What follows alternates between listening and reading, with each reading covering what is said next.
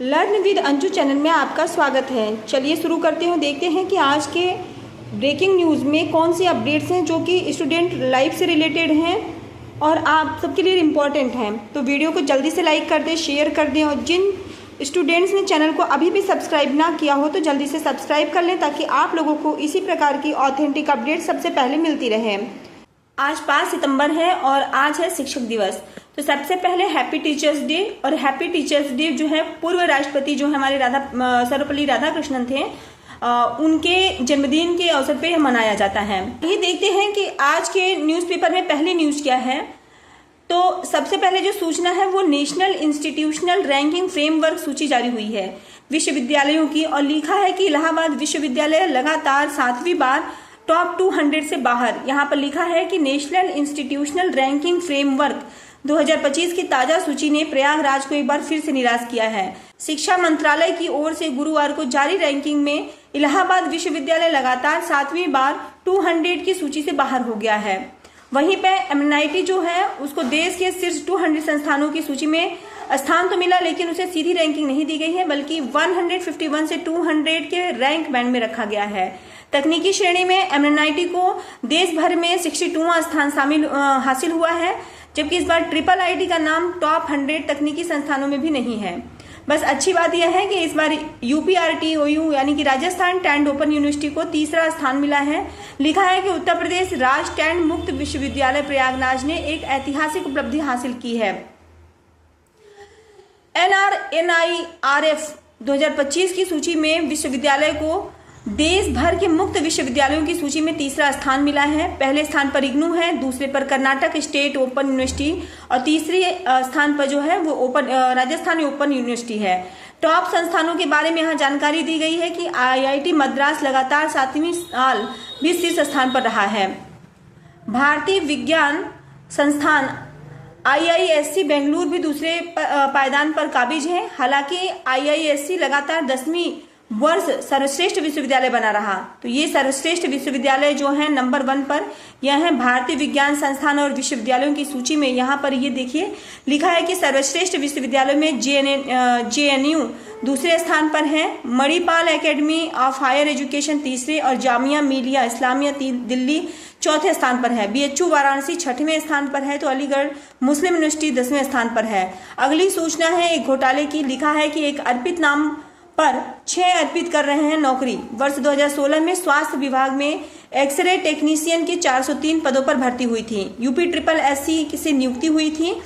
फर्जी यहाँ पर लिखा है कि यह 6 कार्मिकों का नाम, पिता का नाम और जन्मतिथि एक होना संदेह पैदा करता है। जांच कराई जाएगी। फर्जी नियुक्ति होगी तो दोषी को सजा मिलेगी। स्वास्थ्य विभाग की नियुक्तियों में बड़ा फर्जीवाड़ा है।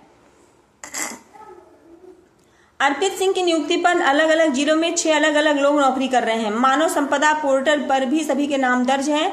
हर माह वेतन भी ले रहे हैं, फिर भी विभागीय अधिकारी आंख बंद किए हुए हैं। यूपी ट्रिपल एससी के जरिए स्वास्थ्य विभाग में 2016 में एक्सरे टेक्नीशियन की भर्ती हुई थी। तत्कालिक निदेशक पैरामेडिकल एस त्रिपाठी के आदेश पर 403 एक्स टेक्नीशियन की अलग अलग जिलों के अस्पतालों में नियुक्ति की सूची जारी की गई। सूची में सिर्फ एक अर्पित सिंह का नाम है। क्रमांक 80 पर रजिस्ट्रेशन नंबर दिया हुआ है। अर्पित सिंह पुत्र अनिल कुमार सिंह की जन्मतिथि 12 जून 1989। तैनाती स्थल मुख्य चिकित्सा अधिकारी कार्यालय हाथरस दर्ज है। यह अभी हाथरस के सीएसी मूरासान में कार्यरत है।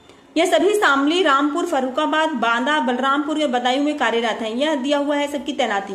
सुप्रीम कोर्ट का जो फैसला आया है, सभी शिक्षकों को टीईटी अनिवार्य है, चाहे वो नए हो या पुराने हो। केवल ऐसे शिक्षकों को राहत दी गई है जिनकी सेवा केवल 5 साल बची है। तो काफी खतरनाक ये आदेश है।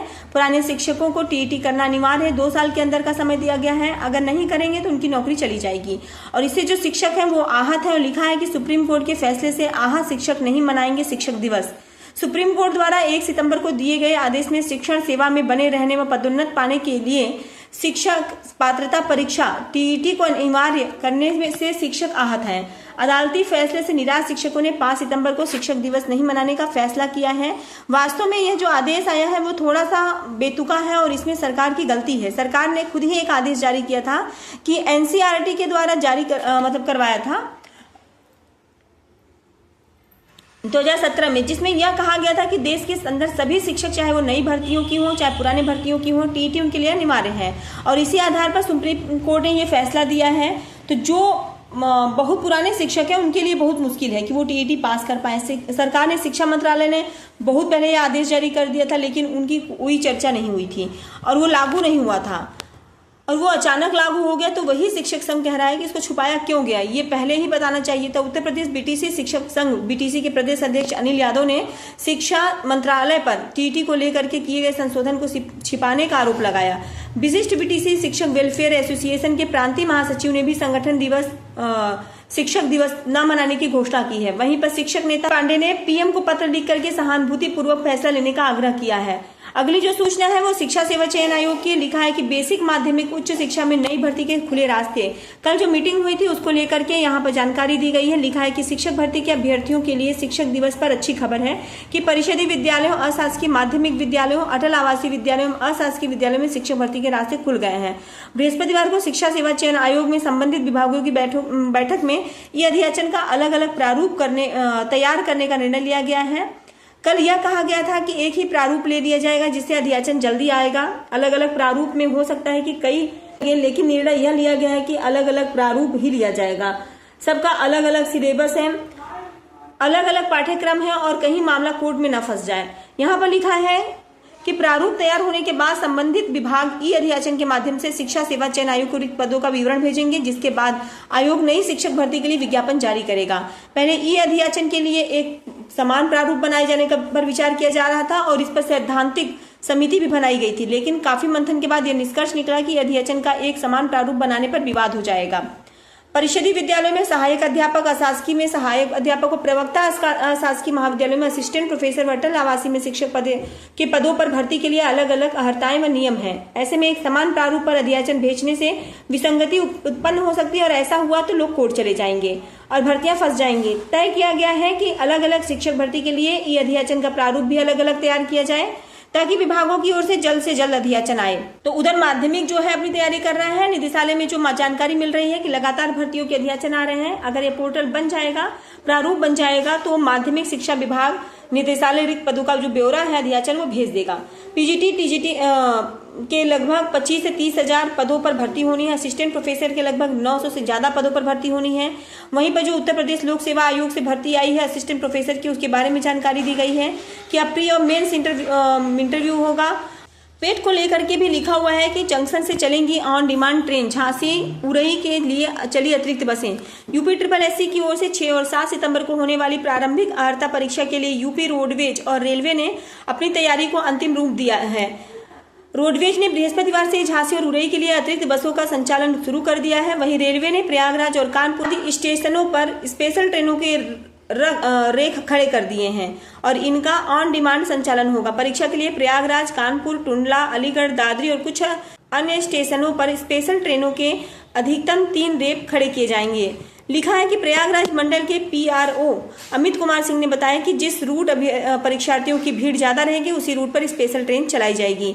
अफसरों का कहना है कि शुक्रवार को ज्यादा भीड़ होने का अनुमान है। इसके अलावा प्रयागराज की महिला परीक्षार्थियों के सेंटर फतेहपुर गया है। वह इस वजह से शुक्रवार को फतेहपुर के लिए बसों के कई फेरे लगेंगे।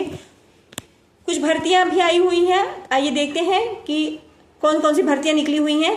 तो BSSC ने विज्ञापन जारी किया है। सहायक प्रशाखा पदाधिकारी योजना सहायक आदि के पदों पर 1481 पदों पर 19 सितंबर इसकी लास्ट डेट है। राजस्थान से सब इंस्पेक्टर के 1015 पदों पर भर्ती आई है। राजस्थान लोक सेवा आयोग अजमेर ने राज्य के गृह विभाग में सब इंस्पेक्टर और प्लाटून कमांडर के 1015 पदों पर भर्ती के लिए आवेदन मांगे हैं। इसकी लास्ट डेट 8 सितंबर की है। UPSI 2021 के बारे में जानकारी दी गई, जो मामला कोर्ट में चला गया था, जिन विद्यार्थियों को बाहर कर दिया गया था या धांधली के नाम पर और इनको फिर से बहाल किया जा रहा है। लिखा है कि संदेह के आधार पर भविष्य बर्बाद नहीं कर सकते हैं। 3 माह में इनकी ट्रेनिंग वगैरह कराई जाए, परीक्षाएं कराएं।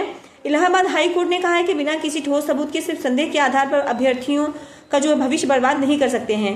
कोर्ट ने परमादेश जारी किया है, कहा है कि याचिकाकर्ताओं व उनके समान मामले वाले सभी अभ्यर्थियों की 3 महीने के अंदर पीईटी कराया जाए। कुछ ऐसे विद्यार्थी थे जिन्होंने 5 मिनट में 10 मिनट में पूरा पेपर हल कर दिया था और पूरे समय बैठे रहे थे, तो इनको संदेह के आधार पर निकाल दिया गया था। और यूपीएसआई 2021 की भर्ती में बहुत सारी धांधली हुई थी ऑनलाइन सेंटर में, और इसमें भर्ती बोर्ड ने स्वतः ही निर्णय लिया था और कार्रवाई भी की थी।